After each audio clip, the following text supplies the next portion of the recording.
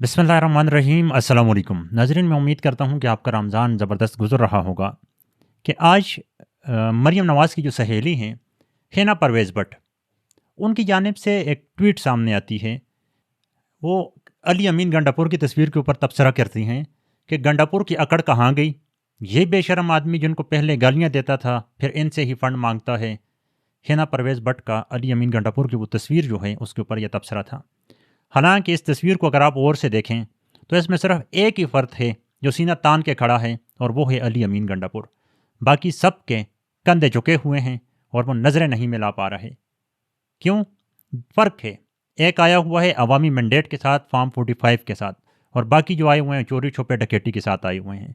तो सामने नज़र आता है कि कौन अपनी शान आन बान और गैरत के साथ खड़ा है और कौन कंप्रोमाइज और मजबूर लोग खड़े हैं जो अपनी मर्ज़ी के सेनेट और अपनी मर्ज़ी के टिकट तक नहीं देख सकते। और ग़ुलामी की ये हालत है कि सिर्फ 2 बंदे या मरियम नवाज़ समेत 3 बंदे अपने कौमी लिबास में हैं, और बाकी आज भी अमेरिका के ईस्ट इंडिया कंपनी के 3 पीस सूट पहने हुए एहसासी कमतरी के मारे हुए हमें नज़र आते हैं।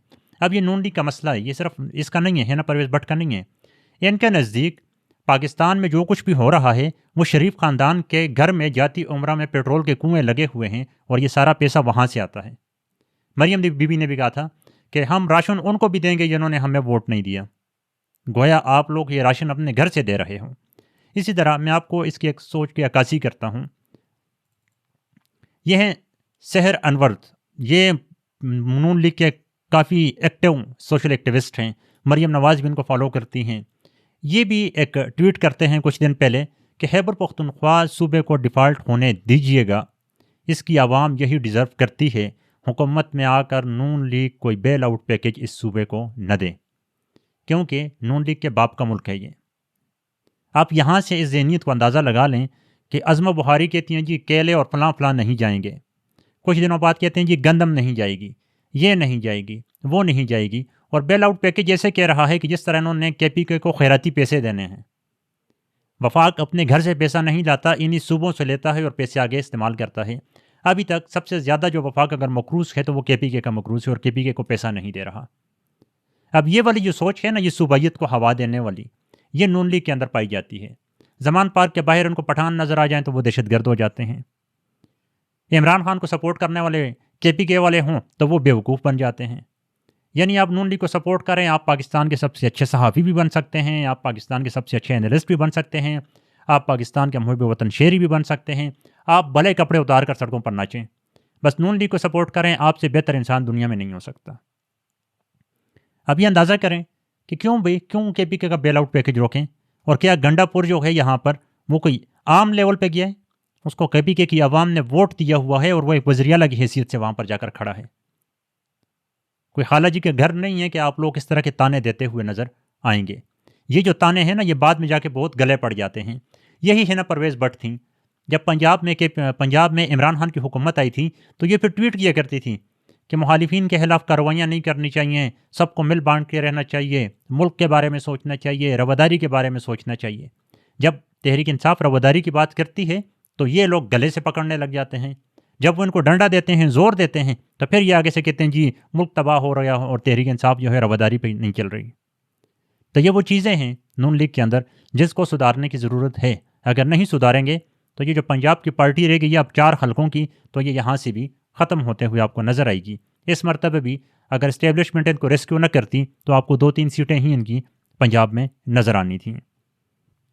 नाज़रीन, इसके साथ साथ नवाज़ शरीफ के सबसे करीबी साथी, मरियम नवाज़ के साथ गाड़ियों में चक्कर लगाने वाले पाकिस्तान के भरपूर तकड़े सहाफ़ी अफसार आलम साहब, जब इनका दिल करता है ये सियासतदान बन जाते हैं, जब इनका दिल करता है ये वापस सहाफ़ी बन जाते हैं।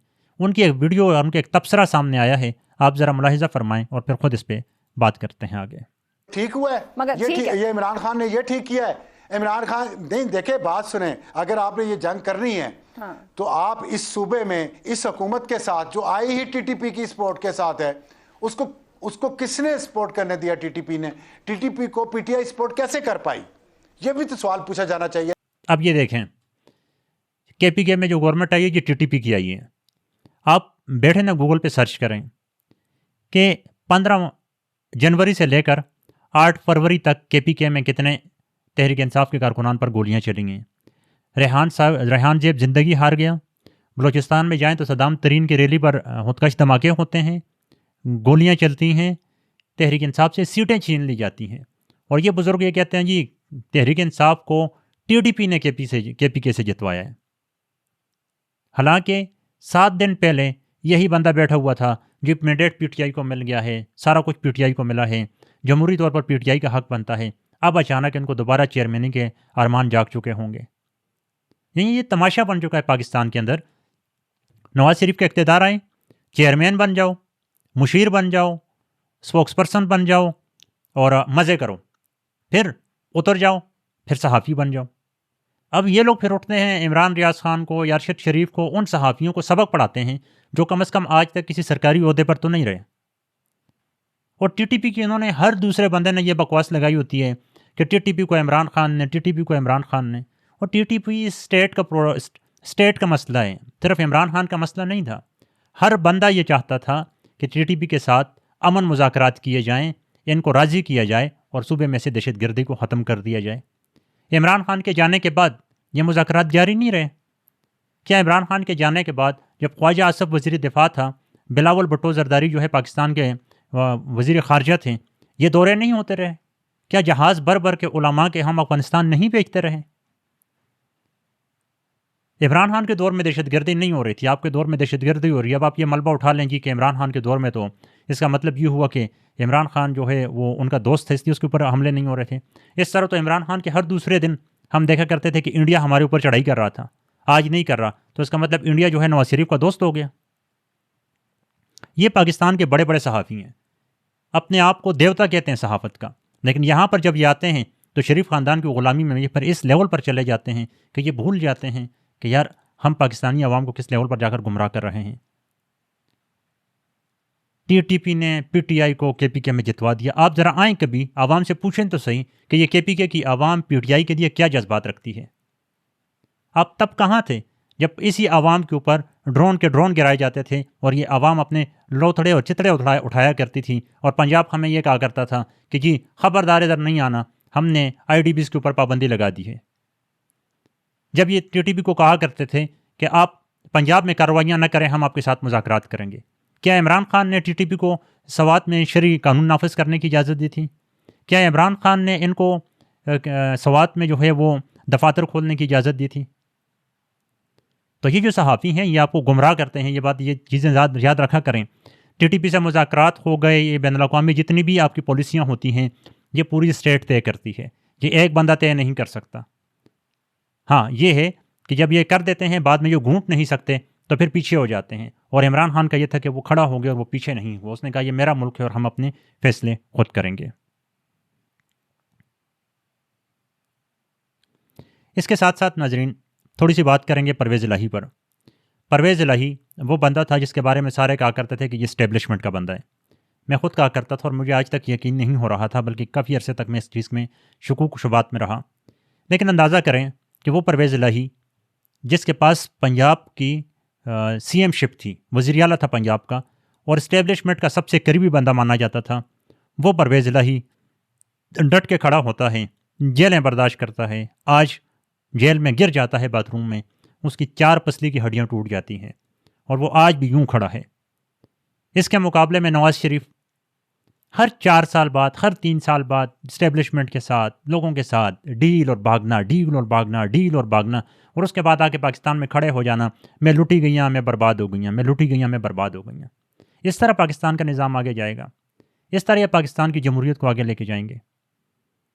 تو ان چیزوں پر غور کریے گا کہ کب تک پاکستانی عوام کو یہ چورن دیا جائے گا کہ آپ آئیں, آپ ڈیل کریں, پہلے نواز شریف کی باری, پھر زرداری کی باری, پھر اسٹیبلشمنٹ کی باری, پھر نواز شریف کی باری, پھر زرداری کی باری, پھر اسٹیبلشمنٹ کی باری. پچھلے ہم اگر 40 سال کو دیکھیں تو یہ نظام اسی طرح چل رہا تھا. اس میں صرف ایک دفعہ عمران خان آیا 3.5 سال کے لیے, اور جیسے ہی وہ آیا یہ تینوں کردار اکٹھے ہو گئے. عمران خان کے خلاف ثبوت لائیں, خاندانی قسم کے ثبوت لائیں, پھانسی چڑھا دیں, عوام آپ کے ساتھ ہوگی. آپ نے ایک بندے کے اوپر 200 پرچے کر دیے اور آج تک آپ ایک ثبوت عدالت میں پیش نہیں کر سکے. حالت یہ ہے کہ اب عدالت میں کارروائیاں ہوتی ہیں, ہائی کورٹ میں فیصلے گئے ہیں, تو عامر فاروق جیسا جج جو ہے اس بیچارے کو سمجھ نہیں آ رہی کہ وہ کس طرح سیشن جج کے فیصلوں کو کور کرنے کی کوشش کرے. بہرحال اپنی رائے ضرور رکھیے گا کہ پاکستان کے یہ جو صحافی ہیں اپنی چیئرمینیوں کے لیے، اپنی مشیریوں کے لیے، اپنی وزارت اعلیٰ کی کرسیوں کے لیے جو اس طرح کے ننگ دڑنگ جھوٹ بولتے ہیں، اور پھر جب پاکستان کی عوام ان کو آگے سے جواب دیتی ہے تو پھر یہ روتے ہیں کہ یہ ہمیں ٹرول کیا جا رہا ہے۔ اب اس کو ٹرول تو نہیں کہہ سکتے نا، جب یہ اپنا انالیسس دے سکتے ہیں۔ اسی طرح اللہ تعالیٰ نے پاکستان کے ہر نوجوان کو یہ حق دیا ہوا ہے کہ وہ ان کے پروپیگنڈے، ان کے جھوٹ اور صرف شریف خاندان یا زرداری خاندان کی بالادستی کو جمہوریت کی بالادستی کہنے پر ان کو ایکسپوز کرے، اور یہی ہم سب پر لازم و مظلوم ہے۔ اجازت دیں، پھر ملیں گے، اللہ حافظ۔